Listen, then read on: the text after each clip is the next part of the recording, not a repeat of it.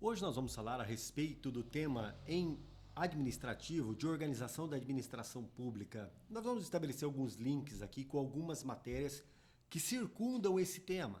Por exemplo, o direito constitucional. Então a gente caminha levando em conta os aspectos que nós temos em direito administrativo, observando o que há em direito constitucional e também em outras matérias. Então vamos lá, o que nos interessa aqui a princípio é falarmos da descentralização da atividade política. Então, nós vivemos numa federação, nosso caso é uma federação, onde eu tenho a divisão entre entes que compõem essa federação da capacidade política, da capacidade legislativa. Daí surge, no nosso caso, a União, Estados, Distrito Federal e municípios, cada qual com competência legislativa, cada qual com competência de auto-organização, sendo entidades autônomas, possuem autonomia. Então vamos lá. União, estados, DF e municípios têm autonomia. Já a República Federativa do Brasil, que é o nosso estado, possui soberania. Então a gente tem que tomar muito cuidado com esses detalhes. Soberania quem tem? República Federativa do Brasil. Autonomia possuem as entidades que compõem a nossa federação. Aí nós temos a União, os estados, o Distrito Federal e os municípios. Então podemos dizer que há ordem jurídica maior que a ordem jurídica central, instituída pelo Estado, e a ordem jurídica parcial, onde nós teremos ali União, Estados, DF e municípios, cada qual com capacidade de tratar do direito, de criar o direito, de se auto-organizar. Agora, dentro dessas entidades, vamos pegar como exemplo a União, nós vamos encontrar compartimentos, que são os órgãos públicos, que é o tema que nos interessa. Órgãos públicos são plexos de competências, centros de atribuições. Então, lembre bem, órgão público se encontra inserido dentro da pessoa jurídica, são centros de competências, são plexos de competências. Não possuem personalidade jurídica. Isso a gente precisa enfatizar. Órgão público, a exemplo, Polícia Federal, a exemplo, Polícia Rodoviária Federal, Tribunal Regional Federal, não possuem personalidade jurídica. Na verdade, só têm atribuições. Esses órgãos, por não possuírem personalidade jurídica, não são titulares de direitos e obrigações, mas possuem prerrogativas, atribuições que lhes são próprias. Como os órgãos são criados? Os órgãos são criados por meio de lei. Então, somente por meio de lei, nós teremos a instituição, a criação de órgãos públicos dentro da pessoa jurídica. Agora vamos lá, preste muita atenção. Eu tenho a União como uma entidade, dentro dela eu tenho o órgão público, dentro do órgão público nós teremos diversos cargos e agentes públicos. Então eu posso dizer que como sujeitos da atividade administrativa, nós vamos encontrar pessoas jurídicas, entidades, órgãos e agentes. Pessoas jurídicas, a exemplo, União, órgão, Polícia Federal e agente, o agente da Polícia Federal. Então é essa estrutura que a gente tem dentro da pessoa jurídica, uma estrutura orgânica. Agora o que nos interessa estabelecer é o seguinte: aquele ato praticado pelo agente público, como também pelo órgão público, é considerado praticado por quem? Esse ato constitui manifestação de vontade de quem? Do agente, do órgão ou da pessoa jurídica? Do agente, do órgão ou da pessoa jurídica? Aí nós temos algumas teorias que buscam explicar isso. Primeira teoria que surge é a teoria do mandato. Segundo essa teoria, o agente público é mandatário da pessoa jurídica. O agente público recebeu da pessoa jurídica uma procuração para, em nome dela, atuar. Teríamos então um contrato outorgando-lhe um mandato. Mas é muito estranho, porque você já percebeu que dentro da pessoa jurídica eu tenho órgão público e agente público. Portanto, o órgão e o agente estão dentro dessa estrutura orgânica. Se eu admito que a pessoa jurídica está outorgando, por meio de um contrato, poderes a um agente público, poderes ao órgão público, eu estou dizendo que a pessoa jurídica está fazendo um contrato com ela própria, transmitindo a ela própria poderes. É como se essa minha mão passasse a outra mão uma possibilidade de representá-la por meio de um mandato, já que o órgão e o agente compõem essa estrutura orgânica da pessoa jurídica. Então, é um equívoco falar-se que o órgão público, o agente público são mandatários da pessoa jurídica. Então, é equivocado falar que o agente da Polícia Federal, que o técnico do Tribunal Regional Federal, que o analista do TRF sejam mandatários da União. Errado. Surge, então, a segunda teoria, que é a teoria da representação. Segundo essa teoria, o ato praticado pelo agente público é tido como praticado pela pessoa jurídica porque o agente público é seu representante. Olha, quantas e quantas vezes nós ouvimos essa expressão. O agente público é representante do Estado. Errado. E por que essa teoria da representação ela se mostra insuficiente?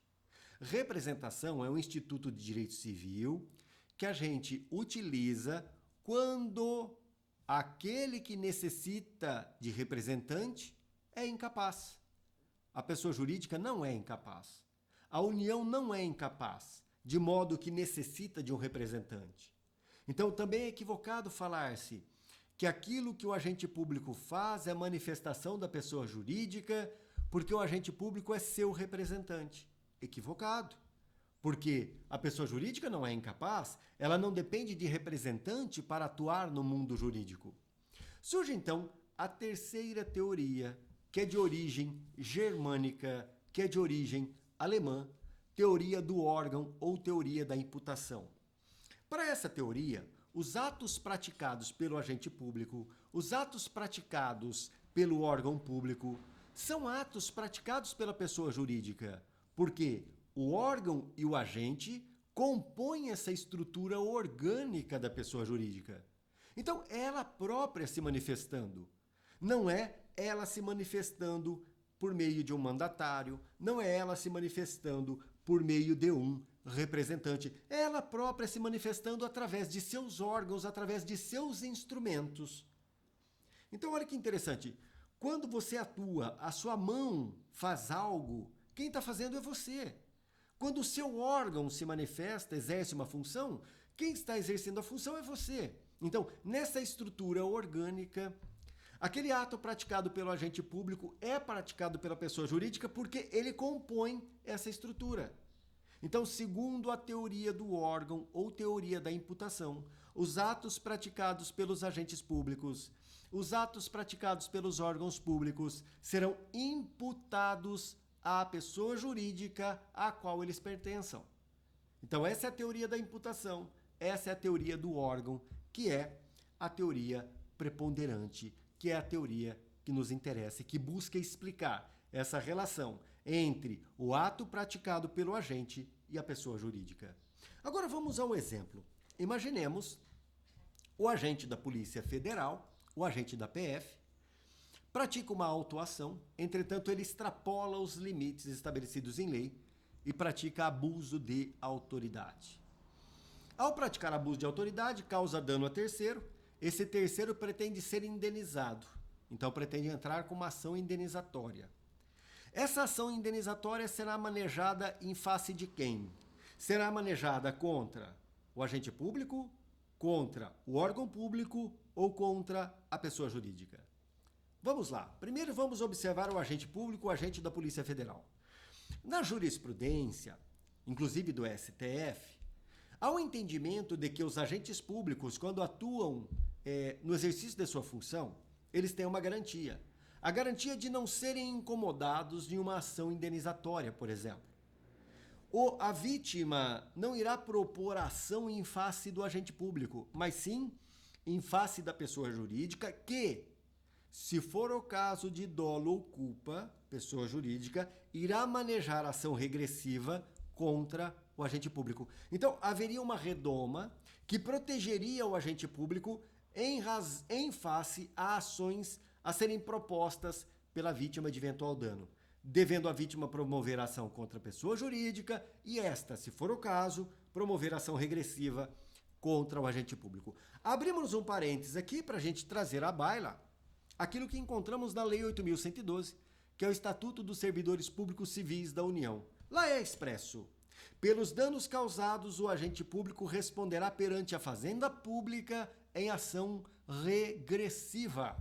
Portanto, está positivado na Lei 8.112 esse entendimento do Supremo Tribunal Federal, de que o agente público ele tem sim uma garantia no sentido de que não será incomodado por terceiros em uma ação regressiva.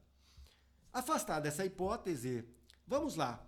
Eu quero saber, a ação então indenizatória movida pela vítima será movida contra o órgão público, Polícia Federal, ou contra a União, que é a entidade, a pessoa jurídica? A ação indenizatória tem que ser manejada em face da pessoa jurídica à qual pertença o agente público e o órgão público.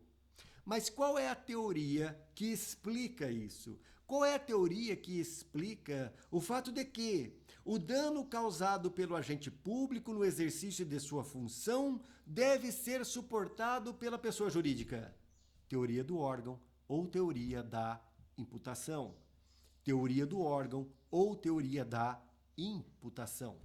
É essa teoria que explica que aquilo que o agente público faz, certo ou errado, no exercício de sua função, será suportado pela entidade ou constitui a manifestação da entidade onde se encontra inserido. No exemplo dado, o ato praticado pelo agente da Polícia Federal considera-se praticado pela União, que é a pessoa jurídica. Portanto, teoria do órgão, teoria da imputação.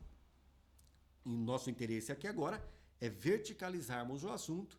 Então vamos aqui explorar alguns temas que provavelmente você pode encontrar na sua prova. Vamos lá. Responsabilidade civil do Estado, responsabilidade civil extracontratual. Nós sabemos que o Estado, ele responde objetivamente pelos danos causados a terceiro, ao menos essa é a regra, especialmente quando a conduta for uma conduta positiva, quando a conduta for uma ação. Então, o agente público que, em razão de uma ação, em razão de um fazer que causa dano a terceiro, esse terceiro irá imputar à pessoa jurídica a prática do ato lesivo, entrará com ação contra a pessoa jurídica e ali a responsabilidade será objetiva. E o que significa ser a responsabilidade objetiva? Significa que, nessa ação indenizatória, nós não vamos discutir dolo, culpa, a gente não discute isso. Nós vamos discutir somente o quê? Conduta, resultado e nexo de causalidade. Conduta praticada pelo agente público, resultado lesivo, decorrente da alteridade, resultado lesivo e nexo de causalidade entre conduta e resultado, sem que se discuta, neste caso, dolo ou culpa. Essa discussão não surge porque a responsabilidade é objetiva. Não tem culpa em eligendo, não tem culpa a ser aferida nessa ação. Responsabilidade objetiva. Agora, olha que interessante. Por quê? Porque no nosso ordenamento jurídico há a responsabilidade objetiva, neste caso, artigo 37, parágrafo 6º da Constituição Federal. Porque nós adotamos a teoria do risco, mais precisamente, teoria do risco administrativo. Então, se for perguntado na sua prova, a responsabilidade objetiva do Estado está baseada em uma teoria. E qual é a teoria? Teoria do risco, mais precisamente, teoria do risco administrativo. E por que é teoria do risco administrativo? Porque apesar de a responsabilidade ser objetiva, é possível no nosso caso, exceto algumas situações, no nosso caso, é possível a atenuação da responsabilidade do Estado ou, eventualmente, a sua exclusão. Uma das hipóteses que permite a exclusão da responsabilidade do Estado é a culpa exclusiva da vítima. Então, teoria do risco administrativo impõe ao Estado a responsabilidade objetiva, permitindo-se atenuação permitindo-se exclusão em algumas situações especiais. Tá, vamos ao ponto que me interessa.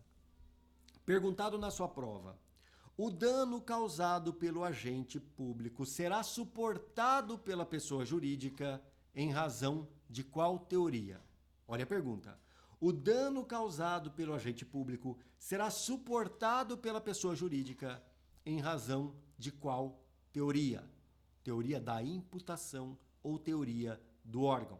Porque o que está me interessando agora não é a responsabilidade objetiva, eu só quero saber a responsabilidade da pessoa jurídica pelo ato praticado pelo agente decorre de qual teoria? Teoria da imputação, segundo a qual a pessoa jurídica será responsável pelos atos praticados pelos seus agentes, sejam esses atos corretos ou não. Então haverá responsabilização. Teoria da imputação ou teoria do órgão. Agora eu mudo a pergunta. Qual é a teoria que me permite dizer que a responsabilidade do Estado, neste caso, é objetiva? É a teoria do risco, mais precisamente, teoria do risco administrativo. Então a gente tem que tomar cuidado. Primeiro, eu posso estar diante de uma indagação cuja resposta que se busca é simplesmente estabelecer-se o link entre o dano e a pessoa jurídica. A pessoa jurídica responde pelos danos causados pelos seus agentes em razão de qual teoria? Teoria do órgão, teoria da imputação. Mas a pergunta pode surgir indagando a respeito da responsabilidade objetiva. A pessoa jurídica responde objetivamente em razão de qual teoria? Teoria do risco administrativo, no nosso caso. Ora, professor, onde pode surgir uma pegadinha nessa história? Onde pode surgir ali algo que, de fato, pode nos induzir a erro? Imaginemos a seguinte indagação. Assinale a alternativa abaixo que me indica qual é a teoria que me permite afirmar que os atos praticados pelo agente público, atos danosos, serão suportados pela pessoa jurídica. Na hora que fala atos danosos, a pessoa já lembra em responsabilidade objetiva, mas não está se perguntando nada disso. Está se perguntando qual é a teoria que me permite dizer que os atos danosos praticados pelo agente público devem ser suportados pela pessoa jurídica. Teoria do órgão ou teoria da imputação. Mas pode ter certeza que nessa questão nós teremos letra A, teoria do órgão ou teoria da imputação, letra B, teoria do risco, letra C, teoria do risco administrativo, letra D, teoria do risco integral. Muitos ficarão aqui discutindo se é teoria do risco administrativo, se é teoria do risco ou risco integral, já pensando na responsabilidade objetiva. Mas não foi essa a pergunta. A pergunta foi: qual é a teoria que explica o fato de que a conduta praticada pelo agente, que fora danosa a terceiro, por que ela tem que ser suportada pela pessoa jurídica? Teoria do órgão ou teoria da imputação. Então tome cuidado, porque às vezes a gente se enrosca aí numa questão relativamente tranquila. Mas vamos lá. Aproveitando isso, vamos abrir o leque um pouquinho, vamos dar uma olhada lá no artigo 37, 37 caput, né, da Constituição Federal, que fala dos princípios aplicáveis à administração pública. Mesmo caso, o agente público pratica um ato, este ato será suportado pela pessoa jurídica, em razão de qual teoria? Você já sabe, repeti diversas vezes. Teoria do órgão, teoria da imputação. Agora vamos lá. O ato praticado pelo agente público, certo ou errado, será suportado pela pessoa jurídica. Constitui manifestação da pessoa jurídica. Em razão de qual princípio? Agora não é em razão da teoria. Eu quero saber qual é o princípio que nós vamos encontrar aí. Então, olha, aquilo que o agente público faz no exercício de sua função não é manifestação dele, mas sim manifestação da pessoa jurídica onde ele está inserido. Qual é o princípio que justifica? Princípio da impessoalidade. Aquilo que o agente público faz não é manifestação pessoal dele, mas sim manifestação da pessoa jurídica onde ele está inserido. Uma das vertentes do princípio da impessoalidade. O princípio da impessoalidade deve ser aferido levando em conta diversas vertentes, são 3 na verdade, mas essa é uma delas. Aquilo que o agente público faz não é manifestação de sua vontade, mas sim manifestação da vontade da pessoa jurídica onde ele está inserido. Aí é o princípio da impessoalidade.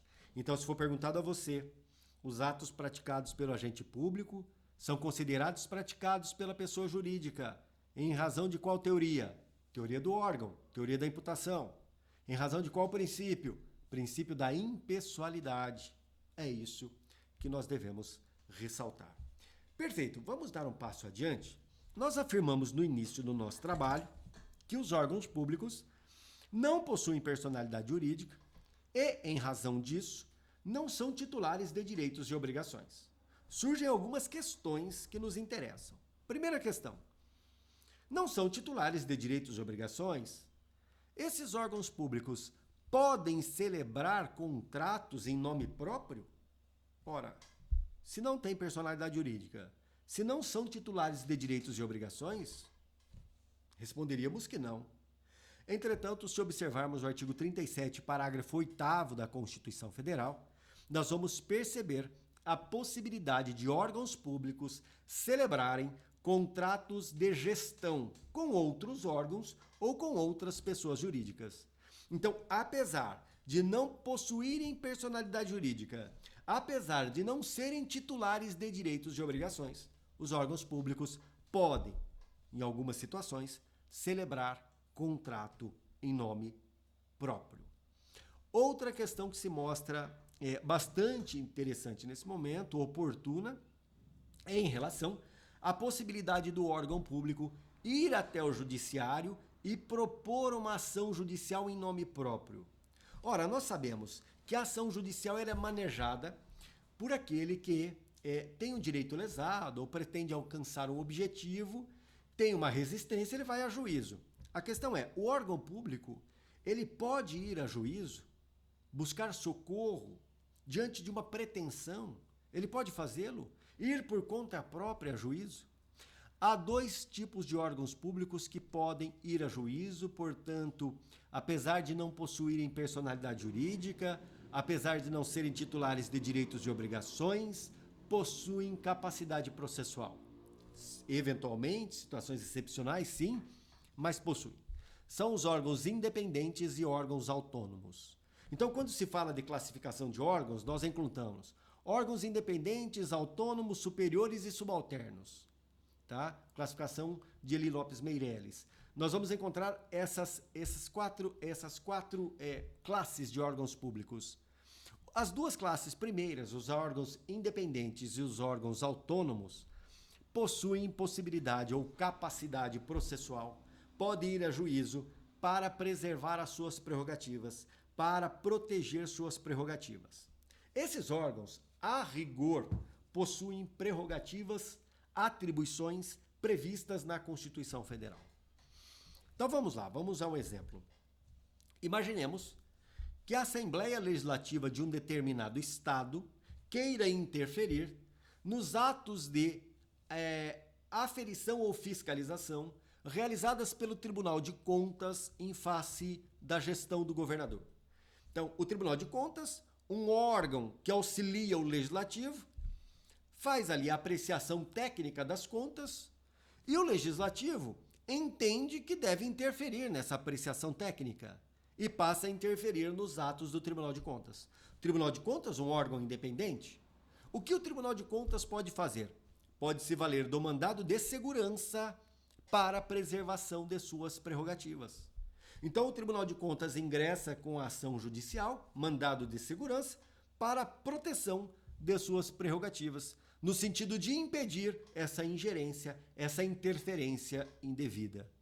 Nós encontramos a todo momento o Supremo Tribunal Federal sendo instado a se manifestar a respeito das atribuições do Congresso Nacional.